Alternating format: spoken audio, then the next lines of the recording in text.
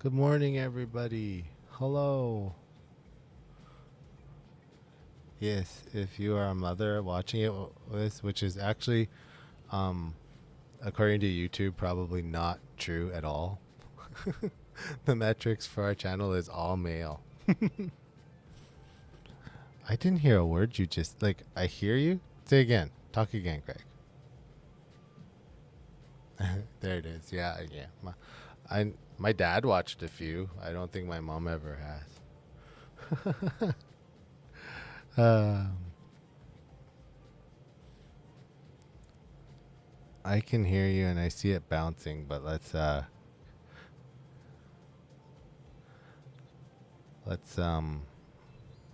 I'm just gonna listen to it.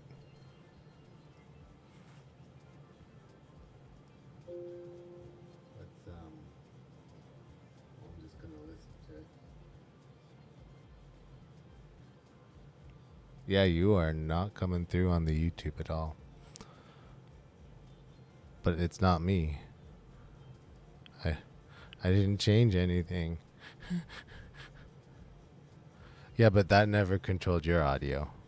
That wasn't. You're just your NDI sources.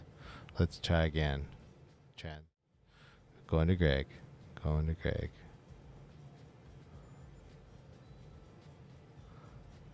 Can you guys hear him now?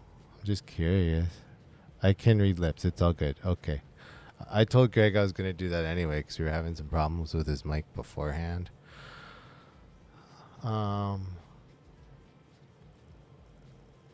Heart attack 3 days ago. What a Mother's Day. Oh man, that's not a good Mother's Day. It according to this, it's going to YouTube. According to this, no. Well, let's do this.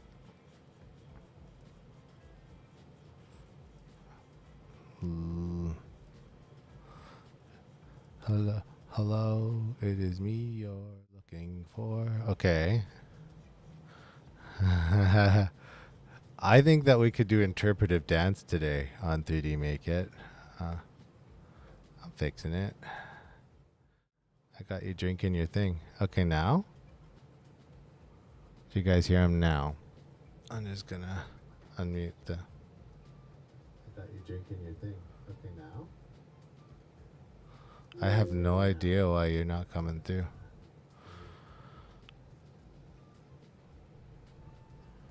No, because the audio is coming through. You're an audio source. You're unmuted. So I don't have either. Nope. Nope. You were never through those things. No, Greg, yet. What is the live stream without technical difficulties? Yeah, I know. You know how it is. We're working on it, though. Well, we're working on it, though. Just let's see here. Greg's there, and are you not coming through? Or are you just quiet? I wonder. To the point.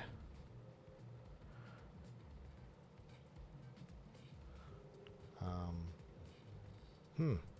We had this problem last week, if I remember. You didn't come through for a while.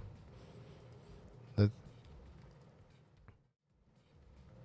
no, it wasn't. I just reconnected the one thing. Hi, everybody. It's Big David now. Okay, let's go to Big Greg. Okay, now let's see. Hello. He would like to say hello to you.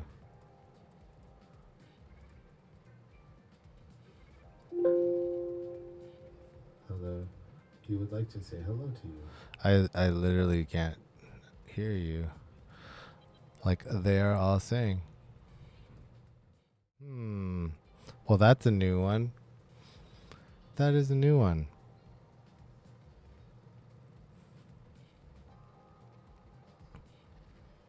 I see your audio in OBS. That's and coming through and out. So I'm not sure why it's not going to YouTube, because everything that comes through OBS goes to YouTube. That's the way it works.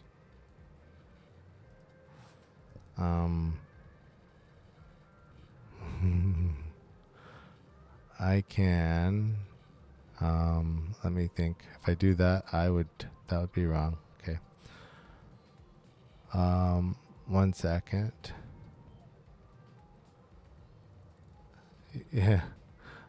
Technical difficulties. 1 second. In fact, I'm going to switch you guys back to the starting soon screen, and we're going to give you like a 2-minute thingy. 1 second. Just because. Start and switch.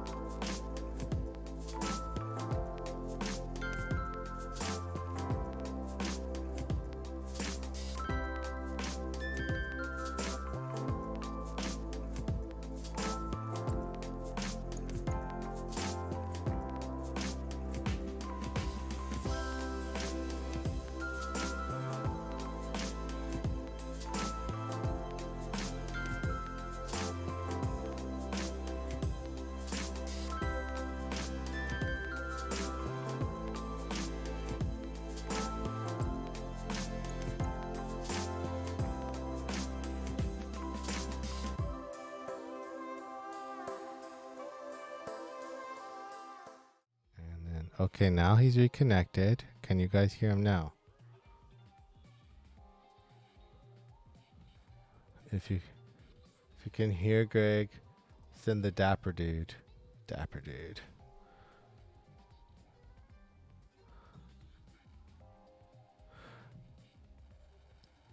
Cause I hear you. You talk again?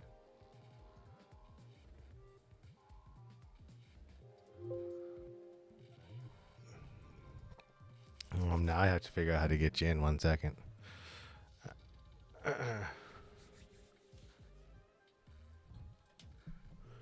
No, because the audio source in OBS is bouncing and happy and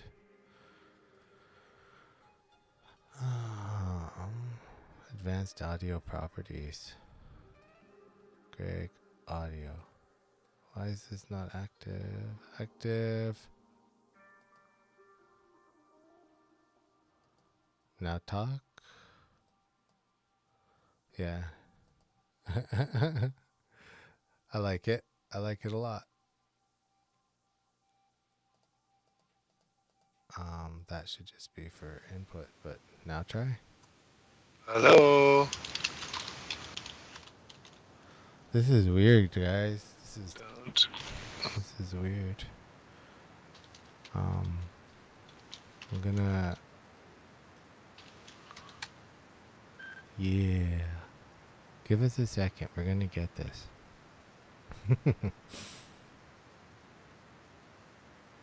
We got him. Yay. Working now. What? You can hear me? See? I told you we could do this. Dabber dude, we can hear Greg. So here's a glitch for you. I want to explain it just in case anybody else knows. If you use studio mode, apparently it does not like NDI sources. Oh. So don't use studio mode, and then it would. Am I loud enough for everyone? Can everyone hear me? Is my level good? I could always hear you.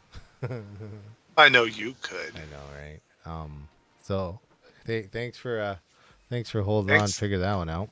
Thanks for your patience. We appreciate it. We didn't even do our standard. Your call is important to us. It's a little loud. See, now Stig says you're too loud. I'm too loud? Could you turn yourself down? Sorry, I don't want to yell. Talk again. Hello. Testing. Sibilis. Sibilis. Do it again. Sibilis. Yeah, that should be. Can you All guys right. tell me if that's better for you? But while we are, I guess you have to talk. I am talking. Greg is talking. I All am right. talking. I am talking. So we'll see how that works out. If it's too loud, too quiet, just let us know as we go on. It's good, they said, so. Good. Down All more, right. down more. It's good. Okay, we'll take it. We'll take All a right. take a So, vote later. sorry about the technical difficulties Yeah. this morning. Aside from that, how you doing, Greg? I am just okay. We lost a good friend yesterday, so I'm not in as up of a mood as I should be. But Yeah. It wasn't fun. yeah. It wasn't news I was expecting to get for sure. I was not expecting it at all. So But it wasn't the virus. Everybody asked that, so I'm just throwing it out there. It didn't yeah, seem like it was the virus, but yeah, it was yeah, shocking. It was. So Lots of pictures but were traded hands last night and all that yeah, stuff. yeah. So, but on a 3D printing note, let's say hello to all our Patreon supporters. And welcome to our newest one, Vince. Yeah, thanks for joining us, and I'll get on the ball. I was typing. There it is. Patreon. I clicked the button. I did really good. I was on the ball. I tried to, transition you. I know. I was gonna comment on the one thing I saw. But yeah, thanks Helch for being a tree supporter. Thanks everybody else up here. We've got some projects and stuff that we're doing that literally wouldn't be possible without you guys. So thank you. Clearly we need help to buy better OBS. No, I'm just kidding. OBS is free. But thank you. If you haven't already, go ahead and hit that subscribe, the like, share it around. Invite everybody to 3D printing Sunday morning. Our boss says we should call it church because then we don't have to follow copyright law. And then I was like, oh, you're wrong. Still have to follow. Still have to. You still have to follow Yeah. copyright. It doesn't matter. So there we are. I just one thing I'll mention too, with YouTube live streams and stuff. If you try to watch them like right after they're live, there's a period in time where YouTube's actually buffering them and actually rendering the video to make it a video for themselves, because Yep. they go through and change audio levels if they're completely wackadoo and stuff. So there's probably about an hour period where you might not be able to watch it back sometimes. Yeah, sometimes. Like button. You got it. I need a like button. I have a subscribe button. I've got Patreon badge. I just need the like button now. That's good. So this week, Greg and I were like wicked busy. And like Yeah. sometimes we say that and it's just like, at work is wicked busy, but it was work, but we did workshops this week. So, how many people were at our workshop this week? Like 20? Well, there was supposed to be 35, Yeah. but then we split it up due to COVID reasons. So we had, I think, 26 at our workshop, and only had 2 printers that need parts from our supplier, which we will call probably and talk to Ray. Yeah, our supplier Ray, who's here, but we Ray won't talk about it right now. Yeah. Yeah, and it's like minor weird things that happened, but other than that, I think it was a very successful session. So Yeah, oddly enough, that one of the problems we had. So we do it for the school district, so it's not like an open session, guys. Just so you know. Greg and I don't have the stockpile of money sitting around to buy like 34 printers and host it ourselves. I wish we did, but we do it's the Ender 3 V2 builds, and I have to say, so if you guys remember, or just before Christmas, I did a live stream with an Ender 3 V2, and then it went back into box and then back to Amazon. So that was my first experience into an Ender 3 V2, but the one that I actually built for this workshop, Greg, is probably the nicest ender I've ever put together. Yeah, Like, I gotta say that this is my second build of an Ender 3 V2. This is probably your third. Um, and yeah, no, it worked great. The best thing about it is flipping the glass and putting hairspray on it. yeah, if you guys don't know, the V2 has a very specific issue, and they try really hard. Like they try really really hard to get to get the build plate just right on those things, but like whatever, it feels like a chalkboard almost covered in chalk now. On the top, it's Yep. kind of makes you sad when you're printing it. Greg, Pierre asked, you got the SKR2 yet? And Greg has the SKR2. Greg, I have the SKR2 version A, which has the bad piece on it. So this is not the revision B. And in the nightly build, they have a fix which disables the software reversible stepper Marlin feature that helps you not fry your steppers. But yeah, I don't know if I'm gonna put any steppers in it. Mind you, I don't have any 2209s, so I'll probably be okay. yeah, it's just anything that does centerless homing, right? Yeah. So I don't have any 2209s or that I want to put in it. And the 2209s I do have, the diagnostic pin has been cut off because I put them in a 4.1. So they might be okay too, technically.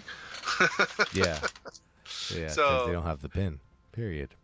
Yeah, and I learned a few things. I did a little more reading. So it has the full-size USB so that you can stick in a USB drive and print off of it. Now, if you want to use the Wi-Fi module for it, when you flip these jumpers, you disable this. So it's either this or Wi-Fi. You can't have both. Yeah, I heard that, and then there was the other one too.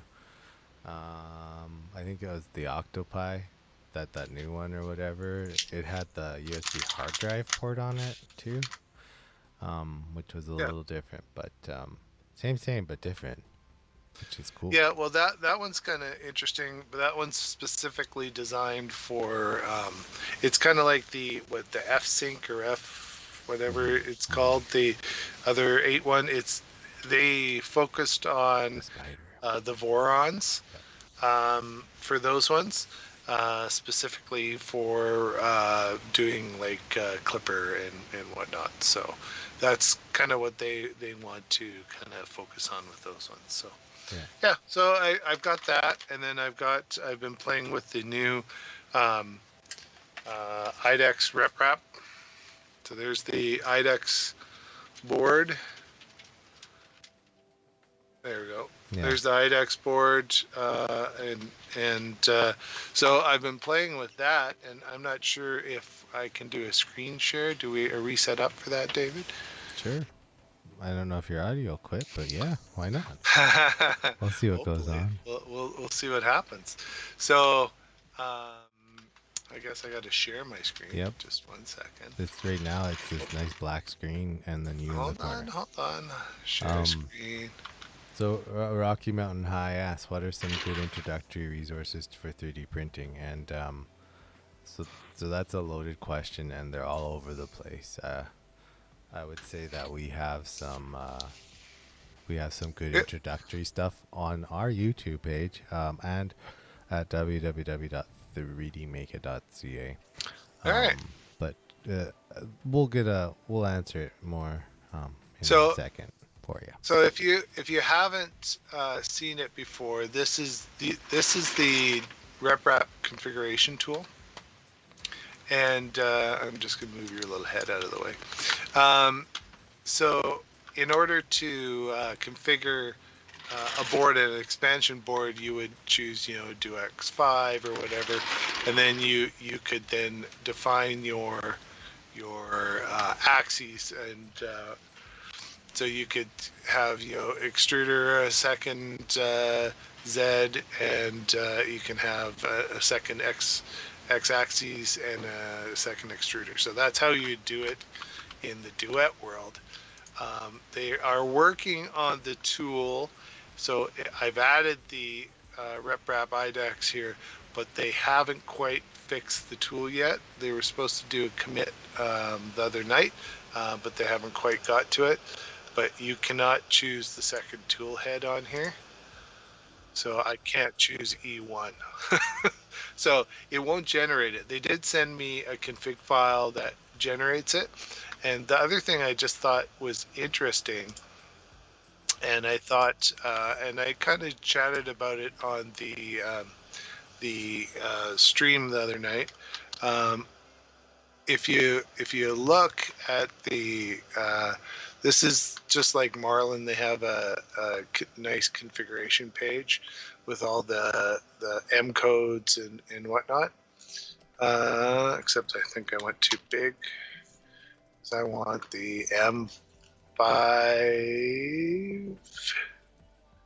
Did I put the right one up here? I probably put the right. Yeah, 584. So I want so this gives you, just like on the Marlin page, it shows you what all the M codes are and the G codes and whatnot. What's interesting is if for multiple axes in the configuration file, you define them. If you want a second X axis, you would define it as U. And so that takes a little while to kind of wrap your head around, but you can do U, V, W, A, B, C, D. So you can have a whole bunch of extra tools or whatnot, and you have to define them. So that's kind of interesting, and the numbers. So it takes a little while to wrap my head around. So once I get a good grasp on this, I will make a video kind of contrasting between RepRap and Marlin, so that hopefully someone's transition to RepRap or vice versa will be hopefully a little smoother. So I think I've done my screen sharing. Hint, hint. Now back to the question I was trying to answer here. With before we were, before the screen share got actually going. But introductory resources. We have some introductory stuff on our website and our YouTube channel.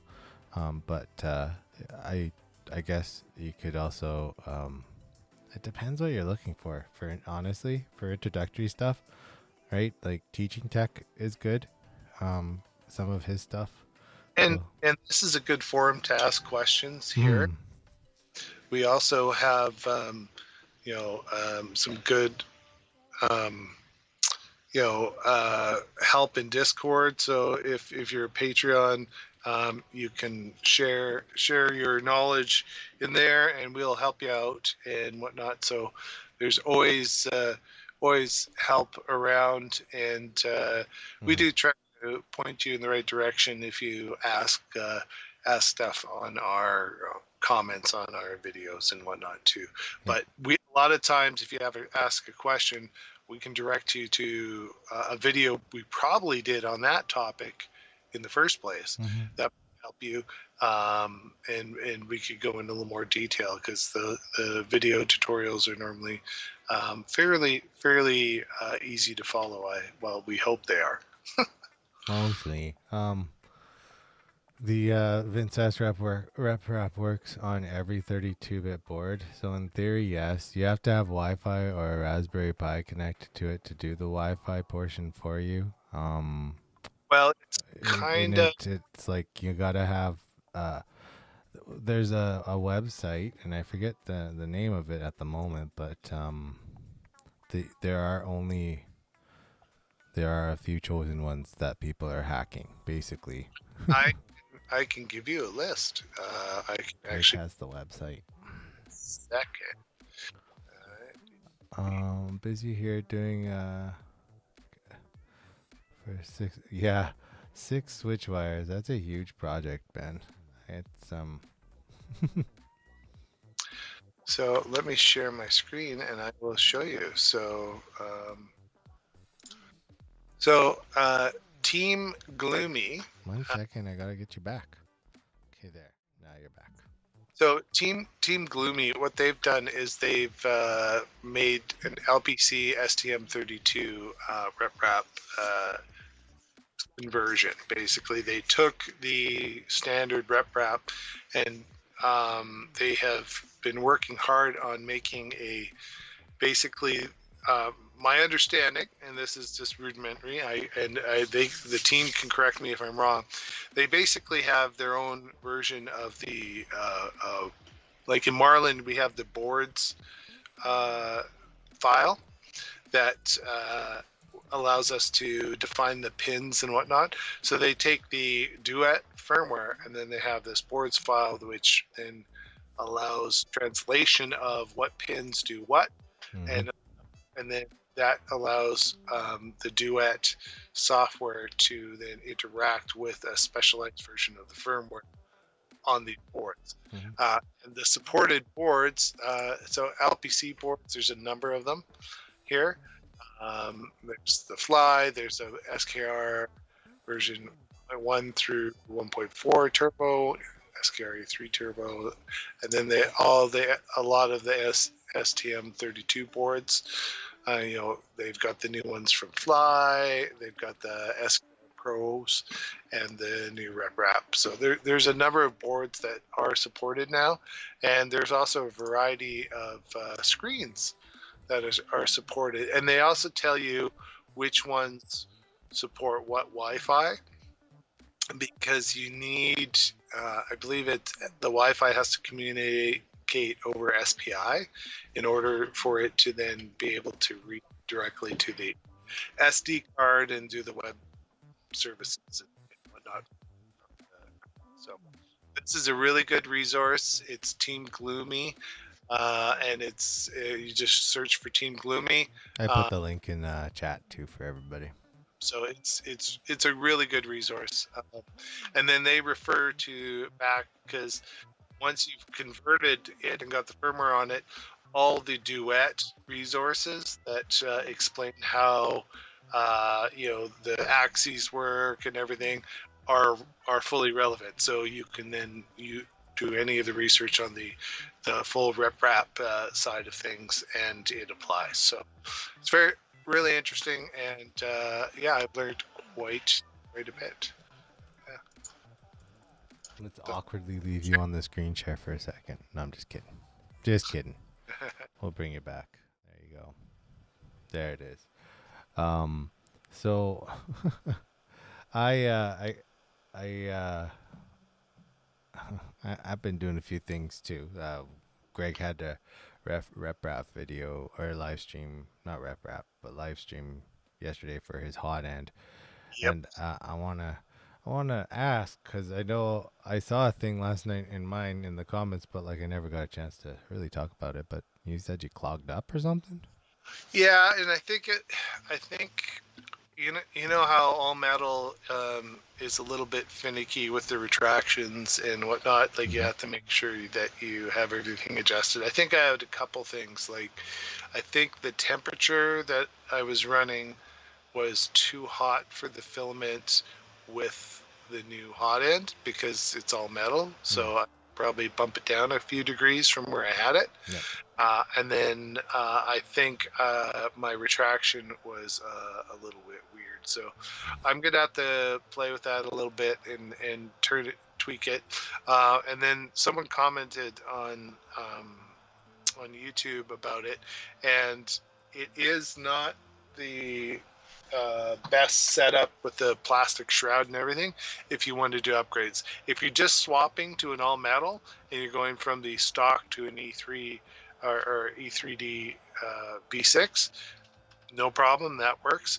But if you want to go to a Volcano or you want to go to something else, that shroud is useless to you, because it only cools the stock E3D V6 or the stock hot end. So as soon as you want to do a volcano or something, it's useless. You got to redesign the whole thing. So just keep that in mind. If other than that, I really like the CR10 V2, and the V3 is just direct drive version of it, and I would say it's the best. The same thing, and the print surface on this one is not chalky and whatnot like the Ender 3 V2. Things actually stick properly to it. So I don't know what they must have went with a different manufacturer on their print surface on the new ones. That's weird. They had a guy with a stencil and a spray can. Yeah, right. We're gonna get this in Logolon in chalk. Does that sound right? Yeah, everybody. Yeah. Stig asked, "Did you print it with? Were you printing it with PLA?" Performance PLA. So yes, it was PLA, but it was the Performance Matter 3D Performance PLA, and I think normally I had been printing it at 225, and I think I just needed to drop the temperature down. So. Yeah. It's it's one of those things. Like I actually had a similar experience. It didn't clog, but it destroyed my it destroyed some hot end pieces on me. Same PLA. You shouldn't walk away and just trust. You should always watch. Always watch the first layer. True. And I mean like your printer first layer. Just throwing that one out there. If you guys know, you know. Thomas asked, what's the best basic printer setup? Now that is a good question, and I think we could take that offline almost and make a video specifically geared to that. The reason I say offline is because like that would take the rest of the live stream. It's true. To just go through wrong. Right, like and we do have some videos actually on slicer settings and stuff already, specifically with Prusa slicer, if I'm thinking about it. But when you're getting failures at the top of your print, a couple things could be happening, and one of them is it depending on which printer you have, you could be getting backlash just enough to have like the nozzle, and this was a problem on like the CR Max. It can get so high, and then even with the motors being on, it could drop like a nanometer, like not even. I had a problem on the in cubic when I switched some stuff out. It was getting heat creep. Yeah. So that's, you know, and sometimes it doesn't show up because it builds up over time, and then shows up. And so once I changed out my cooling and whatnot, that made a big difference too. So what kind of printer are we talking about? Did he say? No, he didn't. Yeah, Thomas, do you want to just pop a little more information, like what printer, how fast, how hot, that kind of stuff? Or even like Ender 3. Okay. So Ender, like, is it the original Ender 3, or is it like the newer Ender 3s, the V2s and that stuff? Oh, you were at the workshop. It's a V2. Okay. Thomas was at the workshop. Oh, Thomas. Oh, sorry, Thomas. Good memory. You could also, if I don't know why it would be failing at the top. It shouldn't fail at the top, but the one thing that I can think of right at the top of my head is if you'll want to use the controller to do it, but watch top down and then run your Z axes up and down with the controller, and then watch the lead pin on the, or not the lead pin, lead screw. See if it's corkscrewing at the top. I did have an issue on an Ender V2 like that, and the solution was just loosen some screws and it was okay. So but I would start there, watch the lead screw as you're you can either turn it by the collar slowly, or you can just use the controller in the prepare menu and move it up and move it down, and that can do it too on a stock printer. I mean, you should probably send us some pictures of the failure too. Yeah. In our team that we have, and then we can address that for you. Yeah. Yes, yeah. We'll get you going. Yeah, send some pictures in. And like I said, that's actually a good topic too for like a full out like off, not just a live stream video. Yeah. And yeah, Ben brings up the point too, and if you guys were, this is probably specifically for Thomas guys. So, if you were at the beginner workshop, it's probably a good idea to register for the advanced workshop as well, because you literally just get the basic settings, and the advanced one goes a lot deeper, and it's only like what, $30. It's pretty cheap. Yeah, I don't know. It's cheap, pretty cheap. And then, and for everyone else watching, this is for school district staff at our district. Sorry. We're offering it. So. Can you use the Z offset during print to bring the nozzle down? So, Skyrim, hello. First off, hello, and second off, you can use baby stepping while it's printing to bring the Z up and down. If you have it enabled in your firmware. Yes, and if I remember very correctly, it is actually enabled in, if you're talking about like an Ender 3 V2, it was enabled. If I remember, that's a thing. Skyrim, what printer are you running?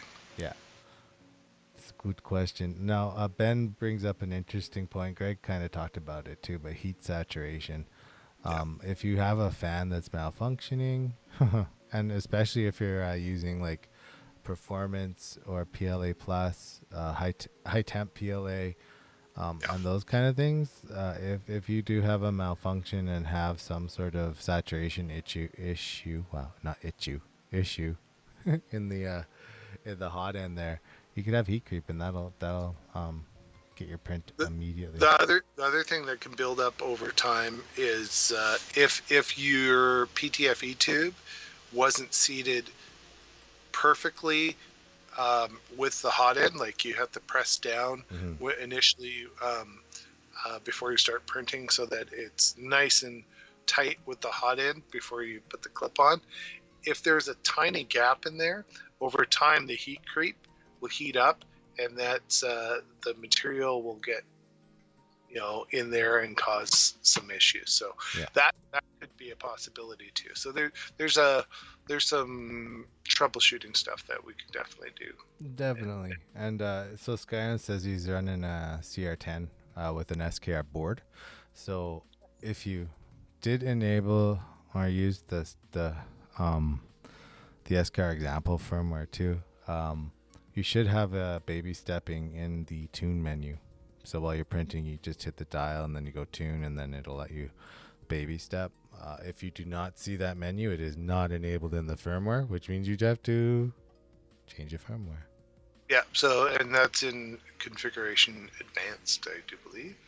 Yes, it's a big section now too. They keep adding to it. But and it will tell you the requirements. Like if you turn on baby stepping and it requires something else, there's good in there, so it will tell you if you need to turn on like advanced pause or something other, all that kind of stuff. Like if you were doing other features, they normally tell you in advance that, oh well, if you're going to turn on this feature, don't do so that. Baby stepping is different than Z offset. Baby stepping can help you set the Z offset. Yep. But the Z offset is something that gets set outside of the baby stepping realm first. On a CR10, you it's a really weird thing. So, well, it's not that weird, but you're leveling your bed with the 4 screws up to your nozzle, unless you've enabled mesh bed leveling, in which case you're doing the mesh bed leveling wizard on the screen, and then you bring it up and down. Or if you have a BL Touch, which does that automatically for you and makes the mesh.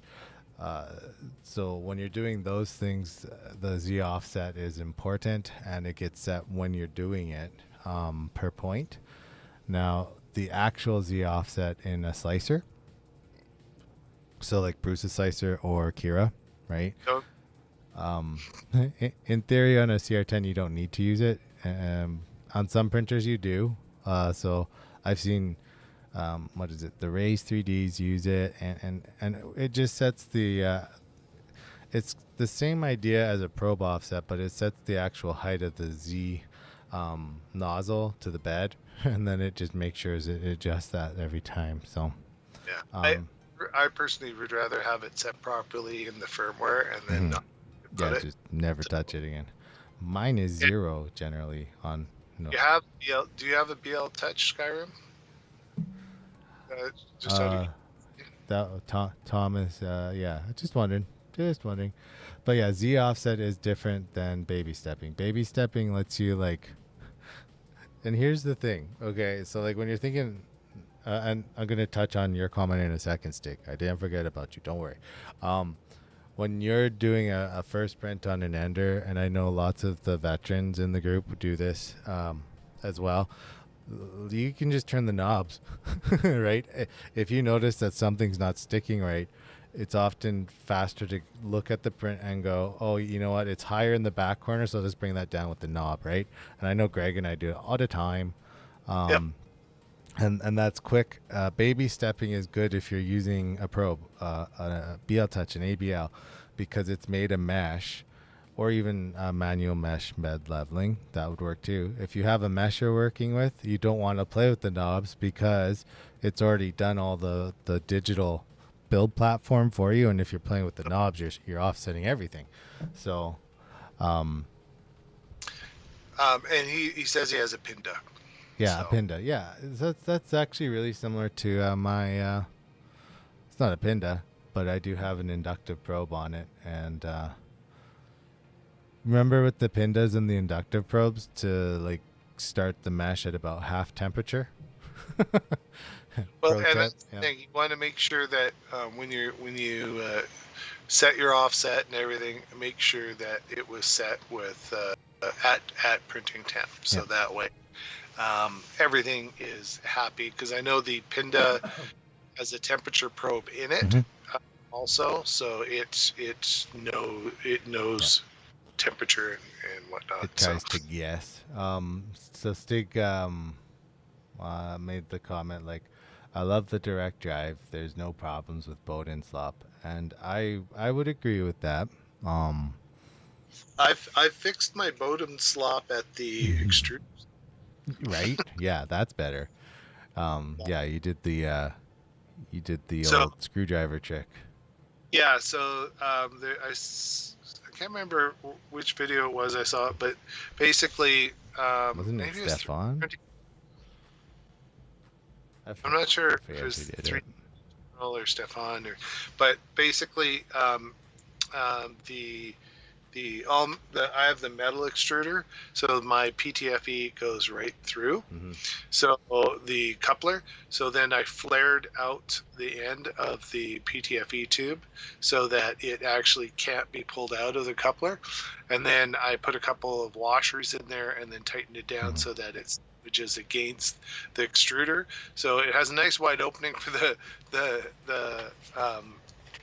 filament to go into, but it's solid there. It does not move at that end at all anymore. I don't have any slop, and it works. It doesn't work very well on the plastic extruder setup, but the Creality replacement metal extruders allows it to work, and it works really well. It no more slop on the Bowden at all. So and then the other thing I'll throw out there too, and this might be fighting words, I don't know, for some people, but like there is literally no right or wrong way to level your bed. What you are comfortable with or what you like doing is the right way. So if you like manual mesh bed leveling, that is the right way. If you like turning the wheels, that's the right way. If you enjoy using an ABL on 100 by 100 millimeter printer, but that's what you like, that's the right way. I can manually level a bed, no problem. Like the V2 that we just did, I actually had a very a perfect first layer. I was amazed. It's like, whoa. it did so well with those crappy springs that are on the Yeah. that come on the V2, but it was a great first layer. Now, I could probably print like that for months and not worry about it, but I do like my BL Touch. Hmm. I gotta say. So, not that an inductive probe, there's anything wrong with it. It works fine. Yep. It just I had I have BL Touch, and that's what I use. So, any way of leveling and helping out the process to make it more efficient, especially if you start printing a lot, Yep. I think is a positive thing. Hmm. So don't be discouraged.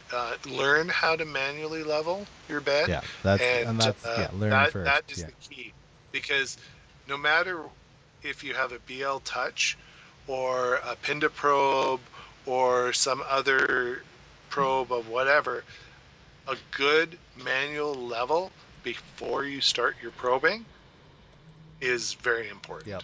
because that gets the basis um, goes good. And Ray says I'm lazy, so BL Yeah. Touch is a must for me. Um.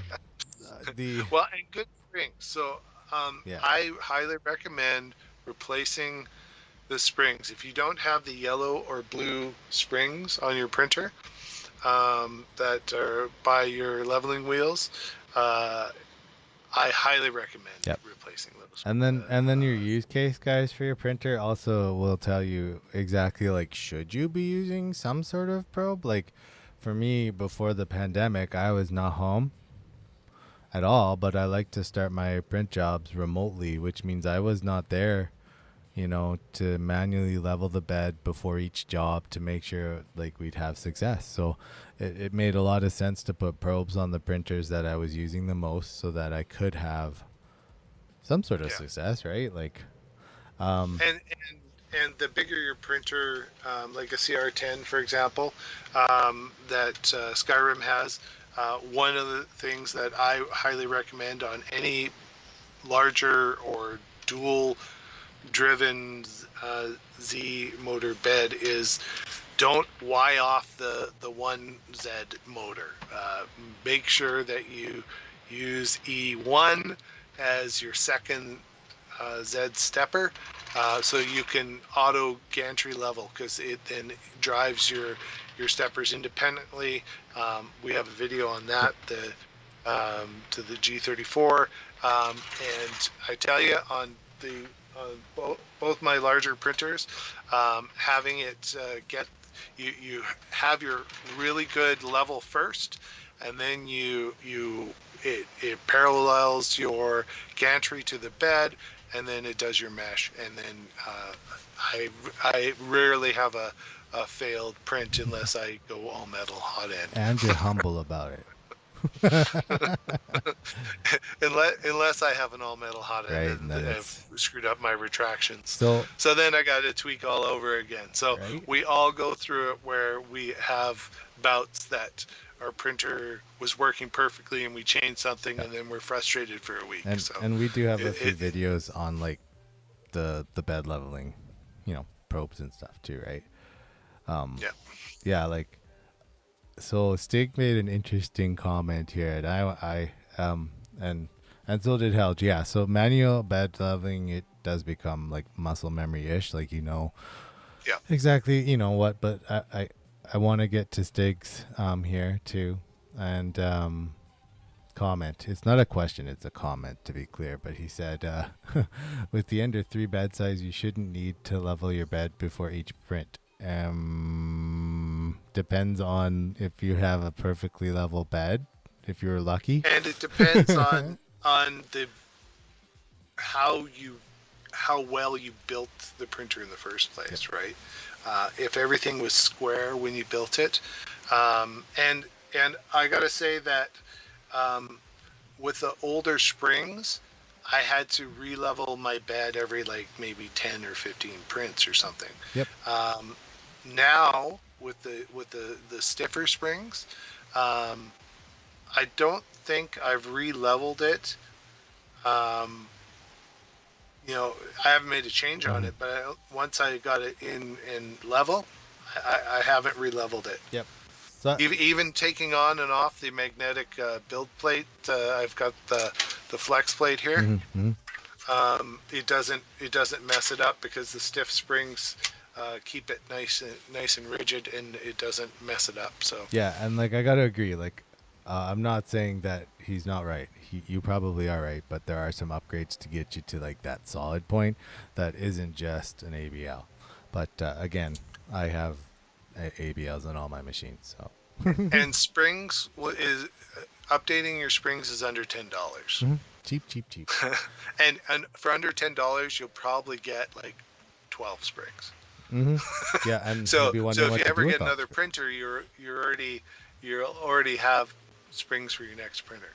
So yeah, Stig says he has the yellow springs, and then baby step when you change the nozzle. Yep, and that's exactly the combination. Yep. Yeah, I 100% agree. And that's what I'd recommend for anyone. Now, Stig had made a comment earlier too. It was before the ABL and stuff, the bed leveling that we're talking about. But he said he really loves. We kind of started on it, but the direct drive stuff, and I gotta tell you a tiny story. Okay, just a little. Okay, story. I want to hear this story. So, like, as you guys know, we've got a bunch of direct drives. I think I've got all of mine ready to go now. But so if you aren't aware, there goes a floaty one. One of the ones that I'm testing is the H2. So the H2 is an extruder by Big Tree Tech. It's the hydrogen, and it it's around 200 grams, so it's a lighter. And we talked about it, I think, a bit last week. But I mentioned to Greg that it clicks when it retracts. And I don't know if I mentioned that, but if I did, it still does. And the Patreon is up on the screen. Not anymore. It was briefly. You must be really far behind because it was up, but now it is not. That was a long time ago.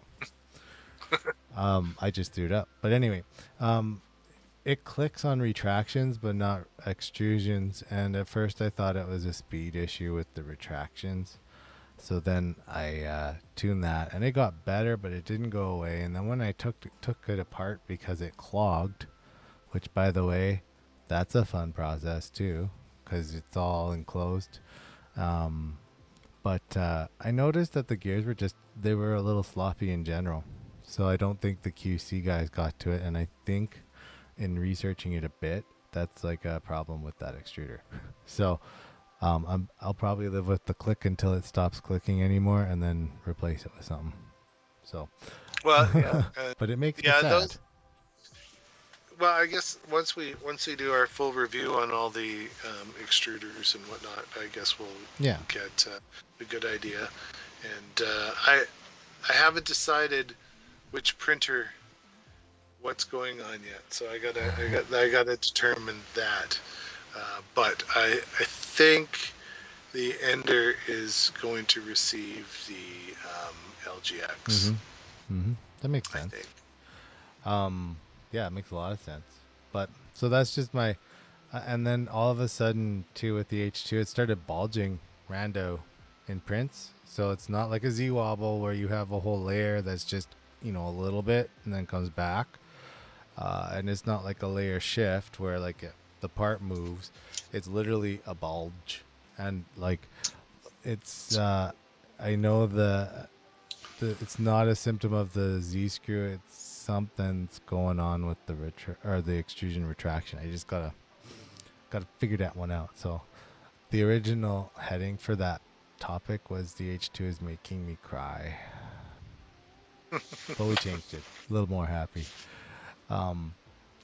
Yeah, I did. I threw up the Patreon screen just to have it up for a minute. The pancake steppers do. You need a geared X. I think he's asking if you use a pancake stepper, one of the smaller ones like the Orbiter or whatever. Do you need gears with it? And typically, yeah, just to keep the torque and everything where it needs to be. They most of the time have a gear reduction system to increase your torque and whatnot. Extruder, yeah. Yeah, the planetary gear reduction is the best for those little motors. Yeah, well, and not all of them are planetary, because what's the Sherpa doesn't use planetary gears, but it does use like a 5-to-1 or something. Yeah, because it just has the one. Yeah. But as long as you're using some sort of gear reduction system, the pancake steppers give out more than enough torque to do everything you need. Yep. So.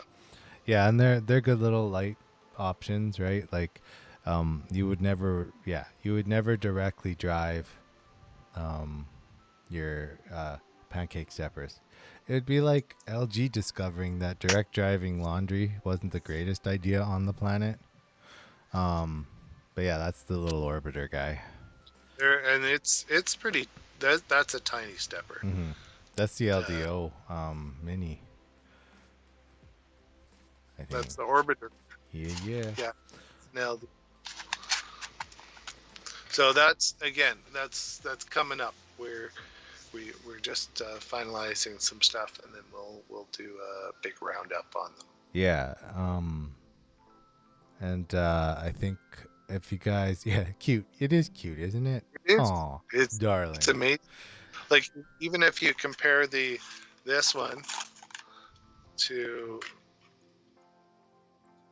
this one, like, this is a pancake stepper too, but like you can see here, even though this is a pancake, it's quite a bit larger, and the footprint is quite a bit larger too. Yeah. So, a little and quite a bit heavier, but this one also has the large gears in it to grab your filament. So we'll see. We haven't done the comparison yet, so I can't really tell you if one's better than the other. I've compared the ones that I've had, and I could tell you exactly what I think about which one's going away eventually. And I bet you can all guess which one's going away. But yeah, those the pancake steppers are. Necessity's the wrong word, but people think they're a necessity for direct drive. Let's put it that way. I think if you are trying to print fast and you want to reduce weight when you're printing fast, and you're whipping around a full-size NEMA 17 on your gantry versus a pancake, but if you're printing at normal speeds. Well, and if you were worried about real weight reduction on your gantry while printing, you would never look at a direct drive extruder. Oh, absolutely. Right? Like if your end goal was I need to print as fast as I can, you would be looking at a Bowden system with a remote extruder, or like the Zesty Nimble thing. Have you seen the Havort? I've seen some of the stuff they do it on the Havort, yeah, or Hevort or whatever. It's on there, but he's printing at like 400 millimeters a second or faster. Yeah, forget that speed racer thing. That he did like I think it was a 5-minute or 6-minute benchy. Mm-hmm. Well, and if you guys, Hevort is another like Core XY, right? Like Voron, but like last week you sent me that video too. We watched. He was printing just like a TPU cube. I forget how fast it was, but man, 600 millimeters a second. Like, it was just spitting TPU out almost perfectly. I won't say perfectly because it was a little, but like almost perfectly. Almost. So if you guys were watching last night too, so Greg did his we learned things about his heat break yesterday afternoon, and then I did started the closed loop stepper kind of stuff last night, and I learned that they can't measure screws very well. And I also so there's a few ridiculous things in that process, and I encourage you to go check out where we got to in the video. You can skip around and stuff. It's because I talk a bit with folks in chat and stuff, but like there's one part in particular with the magnet, Greg. I was not thinking I could do that because I was thinking that a guy could print a PLA like so that you could easily just stick a dab on the magnet and drop it in without it sticking to the sides. It just straight in. Aligned it a little bit better. Yeah. Well, like that stupid magnet, when you put it in there, no matter what you do, it really wants to attach to the casing, not to the center post. So I understand why they're like, make sure you put glue, because really it's magnetism holding it in the center. Once you get it dead center, right? Like it's that force, and they're like, make sure you glue it. And I'm like, oh, this seems so janky. But you know, they got to measure it somehow. It'll work. Yep. So then like that's in there. I've got that installed. I'm gonna cut down some screws today. I think the really long ones, I'll cut them not so long, and then it'll be good. This new Titan clone I have coming should be interesting for my build. Can't wait to see it. It was $35. Yes, Ray got a new extruder, our new Titan clone thing, and it actually looks pretty good. I think he put it in the Patreon Discord, if I remember correct. I can't. And if you want to see extra content and you want to see what other people are doing and whatnot, the Discord is a great place to do that and to be part of the Discord. You just sign up for our Patreon and you're automatically added to the Discord as a user, so you can join all the fun there for sure. Yep. And if I was doing more like, and yeah, Stig, you're right. Like, I might make a tool, like Greg says. Maybe we'll make a tool. But yeah, the Discord is where all the fun stuff happens. There's the Legacy Discord if you're in it. But there is also the Discord that's attached to the Patreon stuff. So yeah, that is there. Now let me I'm gonna throw this up again, and I'm gonna tell Greg I'm doing it this time. Here comes the Patreon screen, Greg. Huge shout out to you guys for being Patreons here. We appreciate you all. Helge at the tree supports and everybody else listed on the screen there. We definitely appreciate you.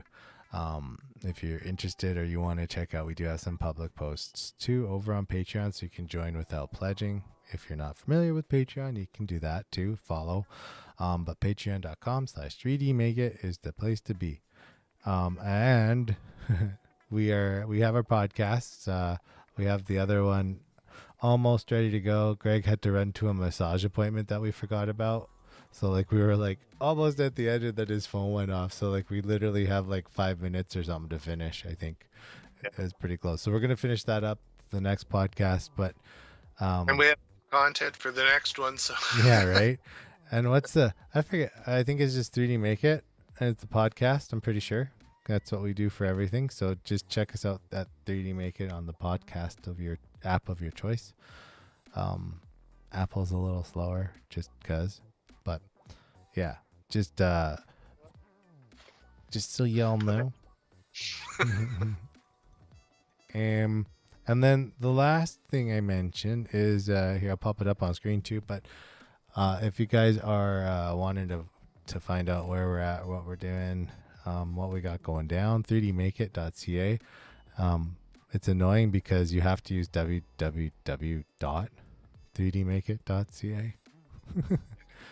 Because we're cheap and we use Google Sites. Yeah. So what can I say? Hey, you know what? It is what it is. Within our budget. Yeah. $0 is always within our budget. Always. But don't forget to like.